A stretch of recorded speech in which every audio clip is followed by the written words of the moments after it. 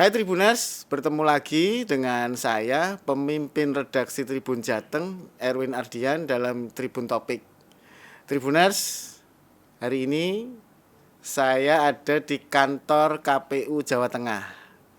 Sebelah saya ini ada bosnya KPU nih, Pak Ketua KPU Jawa Tengah, Mas Handi Triujono Esos. Halo Mas Handi. Halo.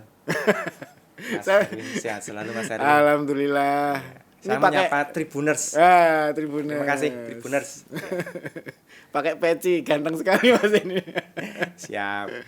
Saya panggilnya Mas aja ya. Mawon dong. Karena masih Siap. muda banget nih. Ya. Mas Hendy dan Tribuners, hari ini kita dapat kesempatan nih di tengah kesibukannya Mas Ketua KPU, kita mau ngobrol karena kemarin baru rame ya, kita update terus perkembangan di MK ya, Pilpres. Kemudian nanti kita juga mau ngobrol nih karena Jawa Tengah nggak lama lagi ya, tahun ini akan ada pemilihan gubernur ya Mas Hendy. Mas, saya pengen tahu dulu nih ceritanya. Kemarin Pilpres ya, kemudian ada Pileg. Saya ucapin selamat dulu ya pertama-tama karena Jawa Tengah sukses ya menggelar pemilu lancar ya di tengah ya biasalah namanya pesta kan ada panas-panas dikit ya. Pesta ada piring pecah. Kayak gitu. Tapi berjalan dengan lancar, kemudian MK kemarin sudah selesai.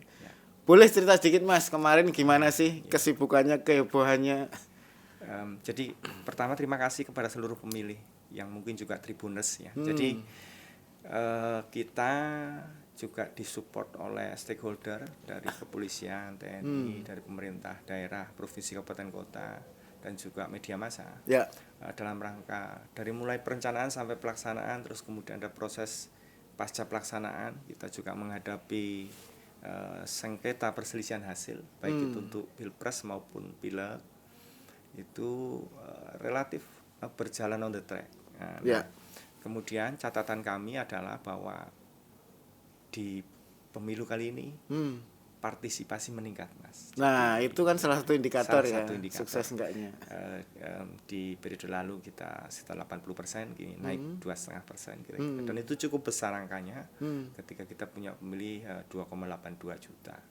Nah, tentu ini nggak lepas dari kerjasama seluruh stakeholder, seluruh masyarakat. Kemudian memastikan bahwa prosedur dan tata cara dalam pelaksanaan pemilu itu aturan main itu dipenuhi masing-masing. Sehingga kalau kita bercerita di ujung proses ini kita ada sengketa di Mahkamah Konstitusi, insya Allah kalau yang Pilpres sudah ditetapkan. Dan hari ini tanggal 24 April 2024 pukul 9 KPU sedang melaksanakan rapat pleno terbuka untuk penetapan hasil Pilpres. Tindak lanjut dari putusan Mahkamah Konstitusi. Sementara untuk Pileg itu sedang berproses untuk perselisihan hasilnya, dan kemudian kami juga teman-teman kabupaten kota di mana ada lokus untuk sengketa perselisihan hasil pemilu legislatif minus DPD, karena DPD tidak ada yang bersengketa, tapi ada beberapa kabupaten kota untuk DPD kabupaten kota, DPD provinsi untuk 2 dapil begitu, terus DPR RI ada 3 dapil yang lokusnya di Jawa Tengah. Nah, mudah-mudahan kita diberikan kekuatan, kekuatan kesehatan begitu untuk memastikan bahwa keputusan KPU nomor 360 ini bisa kita pertanggungjawabkan di depan Majelis Mahkamah Konstitusi. Nah, sehingga memang karena ada peserta pemilu yang masih berproses di MK, ada beberapa wilayah, dapil, kabupaten kota, dan juga provinsi belum kami tetapkan perolehan kursinya, Pak. Karena ini ada kaitannya nanti dengan masih pilkada. Nunggu ya? Masih nunggu. Jadi ini ada kaitannya dengan pilkada. Begitu. Karena syarat pencalonan untuk pilkada ini, kalau kita membahas pilkada, salah satunya adalah dapat diusulkan partai politik berdasarkan hasil pemilu 2024 ini. Nah, hasil pemilunya, kursinya belum kami tetapkan. Tapi sudah tahu kan, angkanya tinggal tetapkan aja kan? Tinggal ditetapkan dan menunggu proses di MK. Siapa tahu ada perubahan. Siapa tahu ya. Kan kami harus menindaklanjuti segera begitu, memungkinkan begitu. Walaupun kami dalam persiapan ini kami pastikan semua tata cara prosedur sudah kami tempuh dan kami akan pertahankan itu di MK. Itu Mas Erwin. Ya, Tribuners itu tadi ya cerita kemarin ya biasa lah ya, setiap pesta demokrasi ada sisa-sisa, ada yang nggak puas, ada Iya, yang siap. puas, itu setiap pemilu pasti ada. Setiap pemilu pasti Tapi apapun itu ketika MK sudah menetapkan ya dijalankan. ya, yang perlu kami sampaikan adalah di Jawa Tengah itu yang pertama adalah bahwa setiap proses dari level yang paling bawah di KPPS sampai rekapitulasi tingkat provinsi ini berjalan dengan baik. Ada beberapa hal yang memang mungkin tidak terlalu masif terpublikasi adalah bahwa terdapat dinamika-dinamika. Ya, Jadi ya. soal misalnya di TPS ada kekeliruan penulisan di C hasil apapun jenis pemilihannya, kemudian dikoreksi di kecamatan. Kalau kecamatan masih ada yang keliru dikoreksi di kabupaten. Nah, kemudian juga ada badan penyelenggara kami yang memang mungkin tidak menjalankan tata cara prosedur sebagaimana mestinya. Juga atas pengawasan dari Bawaslu itu diproses untuk dibetulkan atau misalnya tata cara administrasi, pelanggaran administrasi misalnya selesai sehingga tidak menumpuk di level ke provinsi. Oh, oke. Sehingga Bertahap, terselesaikan berjenjang. begitu. Yang kemudian alhamdulillah kami melaksanakan rekap hanya 3 hari. Kalau 2019 dengan kurang lebih peserta pemilu yang sama, pemilih yang tidak terlalu jauh itu 7 hari. Sehingga memang pengalaman kami adalah ini soal seni manajemen penyelenggara dan juga memastikan informasi yang kami sampaikan ke publik itu bisa tersampaikan ke pemilih. Nah, salah satunya juga Tribunnews ini termasuk yang berkontribusi untuk selalu menyampaikan informasi apapun dan juga kami diberikan kesempatan untuk menyampaikan termasuk hal-hal yang mungkin perlu diklarifikasi. Itu penting sekali. Ya. Mas Andi, itu kan tadi kemarin ya. Iya, siap. Kalau kita berpikirnya nih udah selesai nih, udah bisa santai-santai. Tapi ternyata ada pekerjaan lagi yang terus datang dan datang lagi. Apalagi tadi saya sebut nanti akan ada pilgub dan pilkada di beberapa daerah di Jawa Tengah ya. Khusus pilgub misalnya. Ini sekarang lagi tahap apa nih? Lagi persiapan apa teman-teman di KPU? Jadi perlu kami sampaikan ke Tribuners gitu ya, Tribuners bahwa tahapan pilkada itu dimulai di tanggal 27 Januari, Mas. Oh, kemarin ya. Iya. Itu kan persiapan untuk penyusunan regulasi dan lain sebagainya. Nah, untuk pilkada serentak sendiri secara nasional sudah diluncurkan di Prambanan di Jawa Tengah di tanggal 30 Maret kemarin. Ya, sebelum Idul Fitri. Kemudian kami merencanakan untuk meluncurkan secara formal dan resmi di tanggal 27 April malam minggu besok. Nah, untuk kegiatan dan tahapan yang pertama perlu kami sampaikan adalah bahwa di tahapan awal kami memberikan kesempatan kepada calon-calon pemantau pemilu untuk mendaftarkan di wilayah Jawa Tengah untuk memantau pilgub maupun pilkada di 35 kabupaten kota. Kemudian yang kedua adalah tahapan rekrutmen badan ad hoc, Mas Erwin. Jadi kita ini di dalam perencanaan itu merencanakan sekitar 68.000 TPS untuk melaksanakan pilgub dan pilwalkot di Jawa Tengah. Nah, kalau di pemilu 2024 kemarin kan TPS-nya jumlahnya 117.299 se-Jawa Tengah. Se-Jawa Tengah. Sekarang 68. Kira-kira separuh karena memang ada penggabungan TPS karena memang bisa dimungkinkan pemilih itu kalau menurut undang-undang kan bisa maksimal 800. Kita merencanakan maksimal 600. Dengan konsep seperti itu kita merencanakan menjadi 68.000 TPS. Hari kemarin di hari Senin kami sudah meluncurkan untuk rekrutmen PPK. Nah, ini yang kemarin viral nih, PPK nih. PPK mau ada lagi nih serta KPPS. Jadi ada lagi. Jadi mekanismenya adalah rekrutmen yang kami umumkan kemarin, Mas. Jadi untuk 570 sekian kecamatan di Jawa Tengah. PPK itu kan strukturnya ada 5 orang nih. Berarti kan 500 sekian kali 5 orang.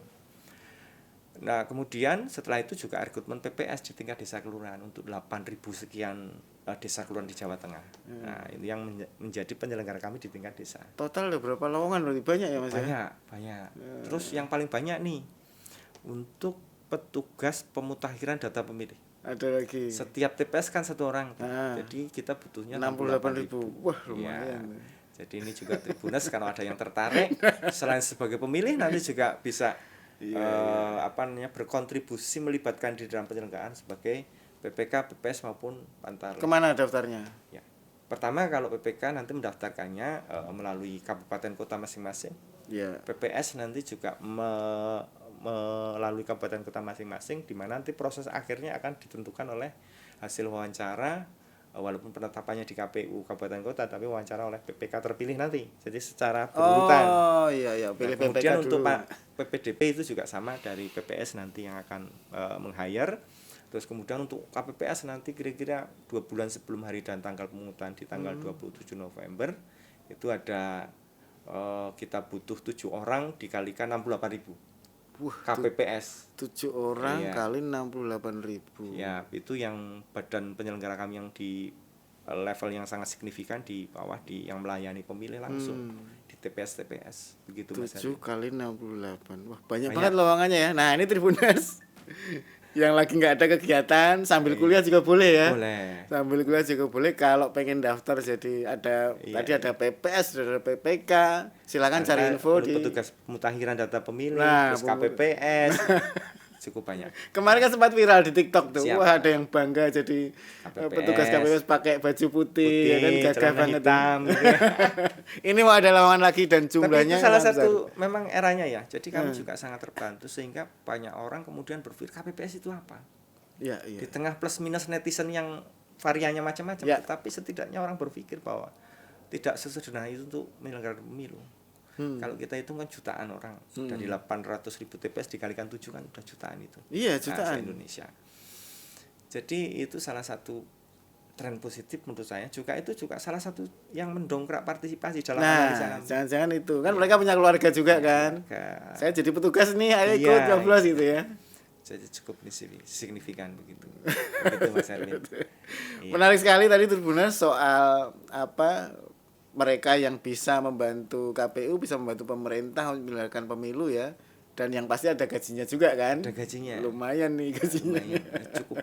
Kalau dari 2019 ya, kalau di tingkat KPPS lebih dari 100% ya naiknya gitu. Wah, tuh Ya, kan kalau, lumayan buat uang saku. Iya, terus kemudian untuk PPK juga cukup banyak. Nah, kemudian untuk di pilkada serentak ini bebannya mungkin secara kuantitatif lebih ringan, karena kira-kira kalau di pemilu kan mengelola 5 jenis surat suara lah. Nah, kalau di pilkada ini kan paling banyak 2 lah, 2 jenis untuk pilgub maupun pilbub dan pilwalkot. Iya.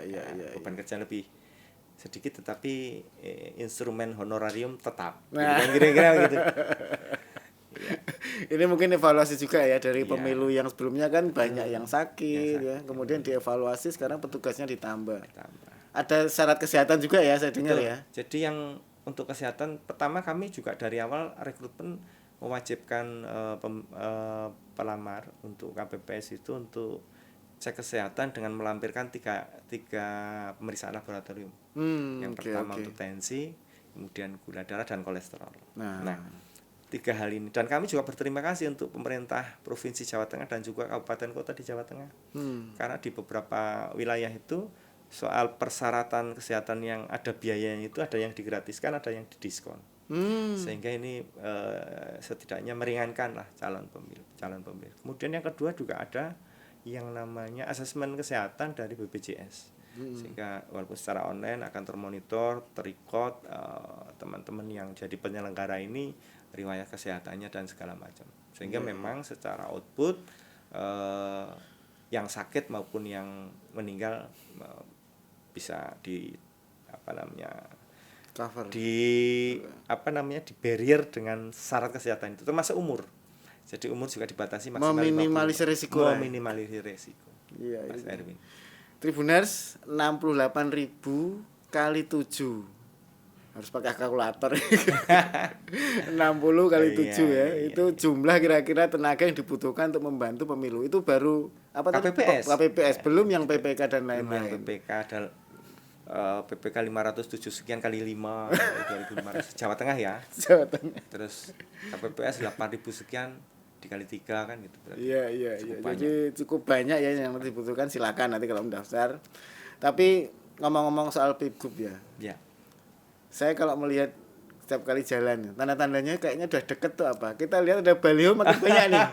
Ada si Siap. A, ada si B, Siap. meskipun Tulisannya belum- nggak menunjukkan itu Nah, kan? belum ngomong, Belum saya ngomong. mau nyalon gitu enggak. Iya. Tapi tiba-tiba ada foto, ada nama. Iya, iya. Nanti di stasiun juga ada, di pintu tol ada. Iya. Ini berarti wah ini kayaknya udah mulai deket nih. Siap. Tahapannya sudah sampai mana sih, Mas? Untuk Ya, pilgub. begini, tadi ya rekrutmen badan ad hoc. Kemudian yang kedua untuk pilgub sendiri dimulai tanggal 5 Mei nanti 5 Mei. 5 Mei kami akan mengumumkan untuk penerimaan syarat dukungan perseorangan. Kalau masyarakat kan kenal independen begitu ya. Calon independen. Calon independen. Nah, nanti juga di situ akan kami di tanggal 8 sampai 12 Mei akan menerima dokumen dukungan perseorangan tadi. Nah, jadi ini tahapan yang paling awal. Jadi begini, bahwa sesuai dengan Undang-Undang 10 2016 itu kan di pasal 40 dan 41. Kalau 40 terkait dengan syarat untuk dapat mengusulkan pasangan calon pilgub dan pilwalkot melalui partai politik dengan syarat perolehan suaranya itu 25% atau 20% dari kursi yang ada di situ. Kalau Jawa Tengah ada 120, 20% Bisa baru kursinya nyalonkan. bisa menyalonkan. Sehingga memang kemudian kalau yang tidak mencapai segitu berarti partai politik harus melakukan koalisi. Nah, di samping jalur itu di pasal 41 disebutkan terkait dengan dukungan calon perseorangan. Jadi kira-kira sederhananya begini Mas Erwin. Bahwa di tanggal 5 sampai nanti ke proses perseorangan itu ada yang namanya penerimaan berkas, penelitian administrasi, verifikasi faktual sampai nanti kemudian dipastikan bahwa memenuhi syarat minimum dukungan. Kalau di Jawa Tengah ini karena jumlah penduduk yang dalam DPT itu lebih dari 12 juta, dukungan minimal 6,5% dari DPT kemarin 20. Berapa ya berarti ya? Sekitar 1,8 juta lebih. Harus mengumpulkan dukungan 1,8 juta. 1,8 juta lebih. Berupa KTP ya? Berupa KTP dan surat pernyataan. Oh, pakai surat juga. Pakai surat pernyataan. 1,8 juta surat. Iya, dukungan. Bahasanya Dukungan, kan iya, dukungan. iya. Dukungan itu ada formulir yang dilampiri KTP. Fotokopi Banyak KTP. juga. Iya. Kemudian kalau ini diverifikasi dukungannya betul, Mas, itu nanti ada terbit keputusan KPU Provinsi Jawa Tengah dan Kabupaten Kota kalau pilgub dan pilgub. Keputusan itu adalah bahwa yang bersangkutan pasangan itu memenuhi syarat untuk dapat mendaftar. Mendaftar di Pilgub 2000. Pakai surat rekom ke KPU itu. Iya. Jadi bedanya kan kalau perseorangan kan hasil verifikasi ini ya, hasil bagaimana kita memastikan dukungannya ini benar, jumlahnya sesuai, persebarannya sesuai, yang menjadi lampiran syarat pencalonan bagi calon perseorangan pasangan calon perseorangan. Kalau pemilu itu kan rekomendasi bahasanya begitu ya, yang diusulkan partai politik dari surat keputusan DPP partai politik tingkat pusat. Nah, kira-kira kalau di Jawa Tengah ini ada 120 kursi, nanti estimasinya seperti apa? Ada partai yang bisa mencalonkan sendiri, ada yang harus berkoalisi. Nah, kemudian surat itu nanti juga sama disampaikan ke KPU untuk menjadi syarat pencalonan. Jadi kalau dan pencalonan itu kami terima nanti di tanggal 27 Agustus sampai di tanggal 29 Agustus. Baik itu yang dari perseorangan maupun dari partai. Nah, selanjutnya mekanisme pencalonan. Nah, kira-kira ini yang tahapan yang dekat ini. Kalau ada yang mengajukan pasangan calon dari perseorangan, nanti ini bulan-bulan ini sangat sibuk. Karena tadi kalau kami sampaikan 1,8 juta. Ya, pertanyaan saya kan 1,8 juta yang harus diverifikasi. Harus diverifikasi. Itu gimana dibaca satu-satu? Jadi nanti begini, dukungan ini kan harus tersebar di setengah lebih dari setengah. Oh, ada syarat lain ya? Ada syarat lain. Wilayahnya? Wilayah di Jawa Tengah ada 35 kabupaten kota. Berarti kira-kira minimal tersebar di 18 kabupaten kota. Jadi artinya nggak boleh 1,8 orang Semarang semua. Iya. Jadi intinya begitu. Terus kemudian persebaran itu terpenuhi. Terus kemudian dipastikan surat ini kita verifikasi apakah betul pernyataan itu. Nah, ini dengan metode sensus, artinya bukan sampling. Jadi semuanya yang ada di situ harus kita verifikasi di lapangan. Wah, butuh waktu berapa lama Mas baca 1,8 juta itu? Baca aja ya, belum nanti ngecek. Jadi gini, ada sistem yang namanya sistem informasi pencalonan. Jadi para bakal calon ini diberikan akun untuk mengupload syarat tadi. Mereka yang upload. Ya, kemudian kita lakukan verifikasi administrasi. Setelah verifikasi administrasi benar, kita akan turunkan dokumen itu paperless tentu saja ke kabupaten kota. Kabupaten kota nanti akan ada petugas yang dilibatkan di situ baik PPK, PPS, atau kalau diperlukan ada petugas yang nanti akan mendatangi door to door itu Sampai didatangin. didatangi ya, karena Random mungkin ya. sensus. Berarti harus semua. Harus semua. Jadi Iya, begitu ya. Jadi Ribet juga sensus, ini. jadi metode sensus. Walaupun memang kita belum punya pengalaman di provinsi Belum pernah ya. persorangan, tetapi kita siapkan. Kita siapkan dalam hal memang ada kami layani. Nah, memang sampai hari ini belum ada yang berkonsultasi terkait itu, tetapi kami prepare untuk itu, dan kami juga sudah menyiapkan, mensosialisasikan kepada stakeholder dan juga menyampaikan kepada kabupaten kota tentang tata cara kalau ada calon persorangan. Nah, sementara informasinya di Jawa Tengah ada 10 kabupaten kota yang sudah berkonsultasi untuk bupati atau wali kota di Jawa Tengah. Persorangan. Baru konsultasi, Pak. Ini kalau saya jadi komisioner KPU misalnya, Iya, atau jadi begitu ada yang mau independen udah mikir dulu, aduh ini pekerjaan ini. Pekerjaan ya. Tetapi memang begini, supaya menjadi pemahaman para tribuners bahwa pencalonan persorangan ini kan di periode pilkada langsung pertama kan belum ada. Ya. Ya di Undang-Undang nomor 24 tahun 2004 itu masih dari parpol semua. Kemudian di challenge di Mahkamah Konstitusi, baru pertama terbit Undang-Undang nomor 12 tahun 2008, diperkenankannya calon persorangan untuk mengajukan bakal calon persorangan pasangan mengajukan diri sebagai kepala daerah dengan syarat tertentu. Nah, kemudian kalau di Jawa Tengah kita sudah cukup banyak ada yang terlibat di situ, yang dari calon persorangan. Sementara untuk gubernur kita belum punya sejarah. Belum pernah sih. Belum pernah ada sejarah yang dari perseorangan mengajukan. Ya, kabupaten kota yang saya ingat tuh mana ya? Rembang ya pernah. Rembang pernah dulu, terus ke Purworejo ya ada, terus beberapa Banyumas ada. Kasihan ya KPU-nya sana ya. Capek lagi. Ya, jadi karena memang undang-undang pilkadanya terkait pilkada langsung, karena kan begini, ini bedanya ya. Jadi kalau undang-undang pemilu itu di Undang-Undang Dasar 45 hasil amandemen itu jelas limitatif bahwa pemilu itu langsung untuk presiden, DPR, DPD, dan DPRD. Tetapi kalau pilkada hanya disebutkan di pasal 18 ayat 4 itu disebutkan bahwa pengisian jabatan gubernur, bupati, dan wali kota dilaksanakan dengan tata cara demokratis. Nah, tata cara demokratis ini diatur dengan undang-undang sesuai dengan pasal 7 ayat 7 pasal 18 Undang-Undang Dasar 45 hasil amandemen. Jadi undang-undang yang berlaku itu ya Undang-Undang 10. Di situ normanya ya pemilihannya langsung. Mungkin Mas Erwin ingat di 2014 sebelum kan ada undang-undang yang kembali ke DPRD. Iya pernah kan. Kemudian gejolak masyarakat. KPU nggak kerja tuh. Iya. Gejolak masyarakat, dan mungkin Tribuners juga ngomporin itu. Enggak. Termasuk yang masyarakat memberikan tekanan sehingga Pak SBY waktu itu sebagai presiden menerbitkan Perpu.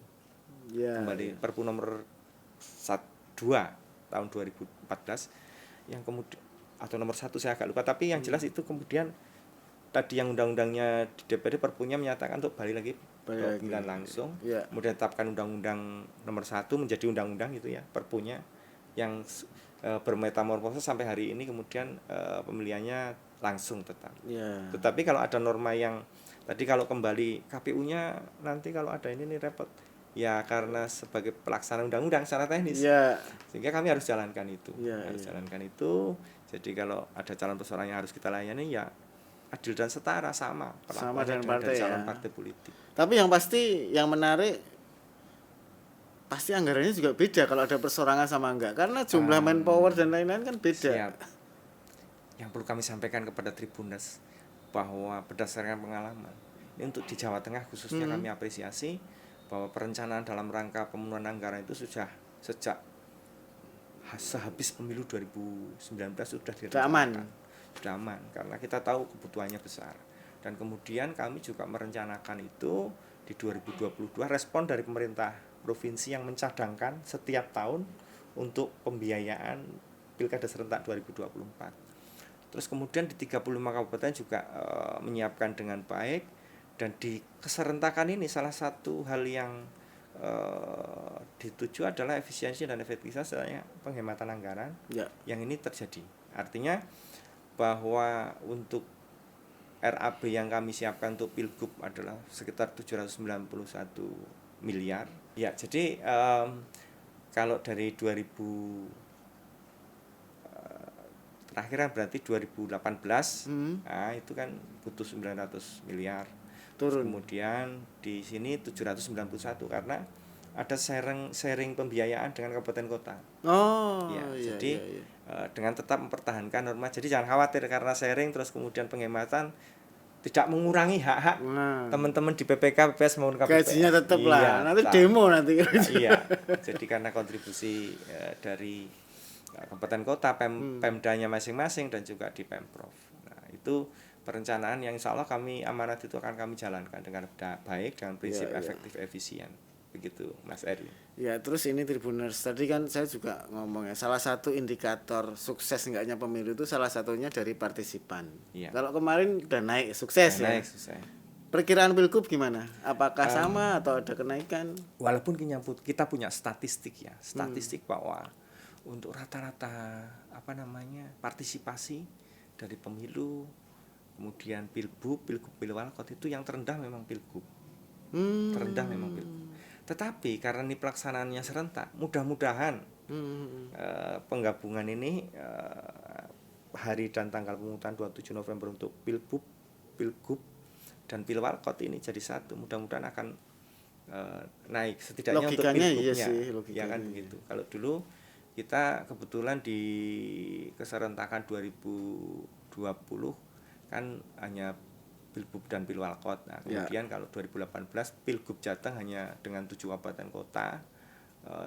Hari ini untuk tahapannya kita melaksanakannya bersama-sama seluruh Indonesia. Jadi ada 37 dari 38 provinsi, ada 509 dari 514 kabupaten kota. Serentak nasional. Gitu. Terus yang menarik lagi soal karakteristik pemilih, kan kemarin banyak di sounding oleh partisipan maupun yang lain bahwa pemilih muda ini kan naik gitu ya. Nah, ini KPU melihat gimana dari data? Ya, jadi begini. Kalau dari 28,2 juta di Jawa Tengah, itu kan 52%-nya pemilih muda. First time voter atau second time voter. Artinya pemilih muda itu. Bahkan di pemilih yang pertama kali menggunakan hak pilih itu karena kita kan kejeda itu ada kejeda pilkada terakhir untuk Pilgubnya di 2018 yang kemudian kalau dihitung 2024 tentu lebih dari 5 tahun ya. Nah, akhirnya ada banyak dan komposisinya pemilih ternyata pemilih pemula, pemilih muda yang menurut statistik juga itu yang dibahasakan sebagai generasi bonus demografi nanti di Indonesia 2045. Iya. Gitu Mas Erwin. Artinya kesadaran pemilih ini naik, dan kalau kemarin kan rata-rata pemilih muda itu skeptis ya dengan pesta demokrasi. Ngapain sih milih, ngapain sih gitu. Tapi ternyata ada tren kenaikan. Artinya ini mungkin arah yang lebih baik ya untuk demokrasi kita. Mudah-mudahan kami juga effort dengan kontribusi dari peserta pemilu, dari stakeholder dan juga dari media massa juga penting sekali untuk memberikan informasi pentingnya nilai suara, value suara yang one man, one vote, one value itu akan mempengaruhi arah perjalanan bangsa. Jadi di balik itu mungkin kita memaknai bahwa ketika kontribusinya tinggi, setidaknya legitimasi terhadap pemerintahan dan efektivitasnya lebih baik. Sosialisasinya gimana, Mas? Jadi kalau sosialisasi di samping kami punya program-program sosialisasi dari berbagai model, tentu kita harus metamorfosis, mengikuti. Kalau demografinya tadi 52% generasi muda, metodenya jadul kan juga tidak dapat diterima dengan baik. Walaupun ada plus minusnya, orang bebas berbicara, orang bebas, dan dalam tanda kutip mungkin netizen juga serangannya juga mungkin bisa jadi, tetapi paling enggak bahwa kita bermetamorfosis ke sana untuk mengikuti trennya juga. Nah, itu juga tujuannya pesan kita nyampai kan begitu. Dan juga mungkin kalau dulu dengan sistem yang harus ketemu langsung dan lain sebagainya, Iya, Itu iya. kan juga termasuk high cost ya. Iya. Kita menyelenggarakan perkumpulan pertemuan ini terjembatani dengan cara media-media digital gitu. Iya, iya, iya, iya, iya. Ya, harus ke sana, kalau tidak kan nggak nyampe juga pesannya. Model jadul begitu, kalau iklan gitu di surat kabar doang Iya, kan iya, kita iya. aksesnya sangat Harus terbatas. banyak ya Harus sekarang. banyak. Ya, Jangan-jangan itu Tribuners tadi kan disampaikan tingkat partisipan kan naik. naik. Jangan-jangan mungkin cara-cara yang dilakukan KPU Betul. Jateng nih ternyata membawa hasil gitu Iya, ya. bahasa. Ya termasuk kami merangsang juga untuk influencer, untuk teman-teman yang punya media sosial dan lain sebagainya. Sekecil apapun kontribusinya kan mengingatkan bahwa minimal coblosannya tanggal sekian begitu. Nanti ada pesan-pesan lain, nyoblosnya harus benar dan seterusnya kan. Itu salah satu hal yang menurut saya harapan untuk menaikkan partisipasi terbantu dari metode yang kami transformasikan. Juga media ini juga keren sekali. Jadi Mas, sebelum kita akhiri, kita udah banyak ngobrol ya. Iya. Saya penasaran aja pengen tahu. Kemarin kan Pilpres ya, pemilu di Jawa Tengah nih kan hangat ya. sangat Se-Indonesia kayaknya lihat ke sini semua deh kemarin. siap. Sempat ada tekanan-tekanan nggak? Pada pokok Ada pengalaman menarik apa? ya kalau dianggap tekanan atau tidak tekanan itu kan persepsi. Tetapi secara langsung kalau nilai kaidah umum kami menjalankan tugas ini tidak ada tekanan. Yang menganggap tekanan kan pikiran kita kan. Ya, iya, iya. Tetapi memang ada proses-proses yang kami juga bersyukur, setidaknya dengan keterbukaan informasi, proses bisa diawasi sehingga tidak menumpuk di ujung sebagai gunung es.